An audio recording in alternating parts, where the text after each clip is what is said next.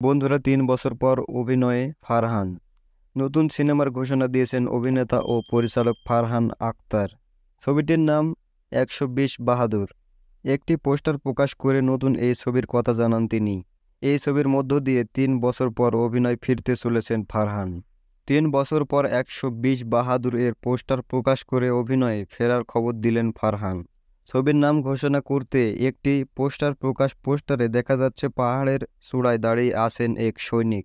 ফারহান ক্যাপশনে লিখেছেন, তারা যা অর্জন করেছিলেন তা কোনোদিনও ভোলা সম্ভব নয়।